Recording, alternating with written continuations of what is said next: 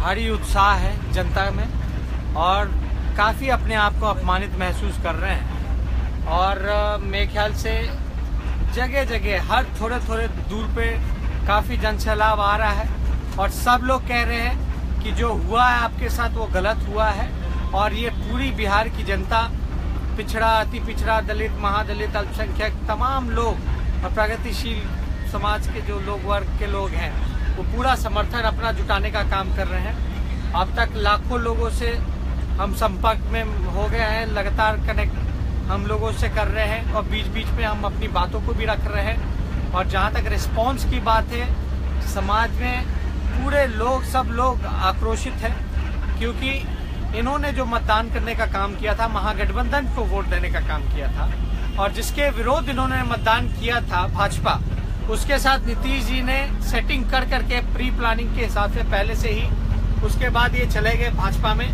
तो जिसके खिलाफ मैंडेट मिला उसमें ये चले गए, तो जनता बड़ी आक्रोश में है।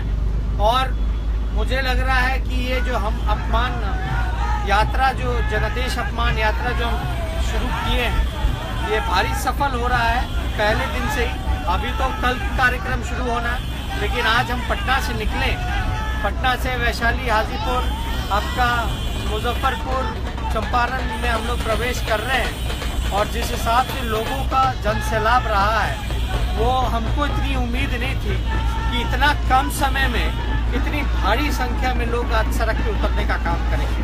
तो तमाम मतदाताओं को, तमाम बिहार के जनता को और खास तौर पे नौजवानों को हम दिल से धन्यवाद देते हैं। और हम उनसे अपील करना चाहेंगे, कल जो हम जनसभा करने जा रहे हैं उसमें ज़्यादा से ज़्यादा संख्या में वहाँ आए, हमारी बातों को सुनने का काम करें। और जो नाइंसाफ़ी जो हुई है इस बिहार में, बिहार के लोगों के साथ, हम लोग बिहार में विकास चाहते हैं, हम लोग चाहते हैं नौजवानों को रोज़गार मिले, हम लोग चाहते हैं कारखाने लगे, हम लोग किसानों की बात करना चाहते हैं, हम लोग मजदूरों को साथ लेकर के चलना चाहते हैं। लेकिन कैसी शक्तियाँ, जो लोग आरक्षण विरोधी हैं, कमंडल विरोधी हैं, कमंडल के लोग हैं, जो मंडल विरोधी लोग हैं, वो लोग नहीं चाहते कि जो अंतिम पायदान पे जो व्यक्ति खड़ा है, पिछड़े समाज का हो, दलित समाज का हो, वो लोग मुख्य धारा में आए और अपनी अधिकार की जो लड़ाई है वो लड़ पाए। ये कहीं ना कहीं से सामाजिक न्याय और धर्मनिरपेक्षता को नीतीश कुमार जी ने अंगूठा दिखाने का काम किया है। उन सामाजिक न्याय का वोट लेकर के कमंडल की राजनीति करने वाले लोगों के साथ उन्होंने जुड़ने का काम किया है। और महात्मा गांधी की बात करते हैं और महात्मा गांधी के हत्यारों के साथ वो जाकर के बैठे हैं। हे राम से जय श्री राम में पलटी मार गए हैं ये। इन्होंने जिस हिसाब से अपनी पूरी राजनीति का, इन्होंने अपने आप का सबसे, मतलब कि हम क्या कहें कि सबसे डिजास्ट्रस फैसला नीतीश कुमार जी ने लेने का काम किया है। और 28 साल का नौजवान आरएसएस और बीजेपी से नहीं डरा। नीतीश कुमार जी इतने परिपक्व होकर के, इतने कद्दावर नेता होकर के भी वो घुटने टेक दिए हैं आरएसएस के सामने। संघ मुक्त भारत की बात करते थे, अब संघ युक्त बिहार करने चले हैं।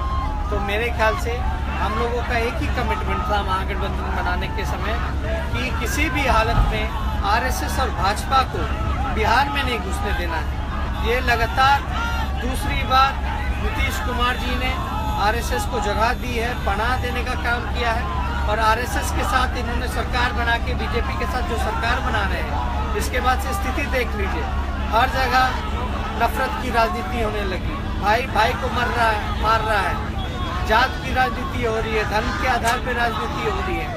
और मांस की बात करते हैं नीतीश कुमार जी, उनके साथ कभी भी मांस नहीं रहा। लगातार उन्होंने जात की राजनीति की है, जातीय कैलकुलेशन को लेकर के चले हैं। उनका अपना खुद का जनाधार नहीं है, कभी बीजेपी के साथ बैठते हैं, कभी हम लोगों के पास आते हैं, फिर बीजेपी के पास चले गए। 4 साल में 4 सरकारें बनी, एक सरकार को मिलता है 5 साल का जनादेश। इन्होंने तो इतनी बार अपमानित करने का काम किया है जनादेश को, और ऐसा कोई नहीं होगा जिसको नीतीश कुमार जी ने ठगने का काम नहीं किया है। उनको सिर्फ और सिर्फ कुर्सी से प्रेम है। वो बस बिहार के सोचते हैं कि आजीवन अंतिम सांस तक वो बिहार के मुख्यमंत्री बने रहेंगे, ये गलत फहमी है।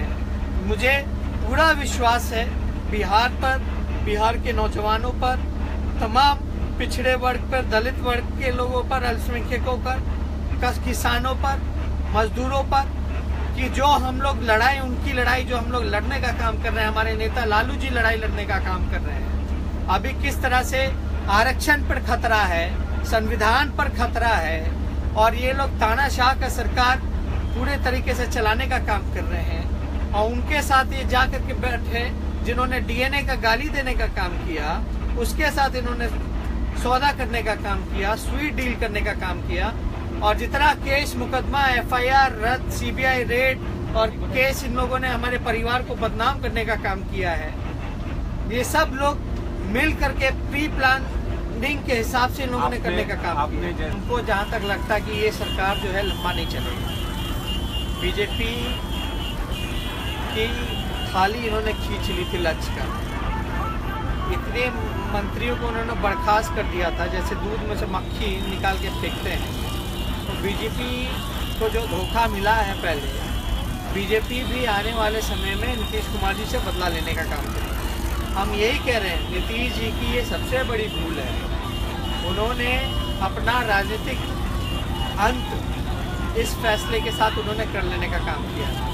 2020 हो या 2019 हो, मेरे को लगता नहीं है कि नीतीश कुमार जी अब बिहार के राजनीति में आगे वो कुछ कर पाएंगे, क्योंकि अब पूरी तरीके से उनको बीजेपी ने बांध कर रख रखा है। आरएसएस से वो चारों ओर से घिर चुके हैं। और जो परिवर्तन इन दिनों जो देखने को मिल रहा है, जो लिंचिंग का मामला था अब बिहार में भी शुरू हो गया है, उस पर कोई कार्रवाई नहीं कर पा रहे हैं। और जो हम लोग जो पिछड़े समाज के लिए जो योजना हम लोग लाते थे, स्कॉलरशिप की बातें लाते थे, हमको डर है कि वो कहीं ये लोग ख़त्म ना करते हैं। जो दलित बच्चे जो पढ़ाई करते थे, अति पिछड़े समाज के बच्चे बच्चियां जो पढ़ाई किया करते थे, उनकी स्कॉलरशिप योजना बंद कर दें।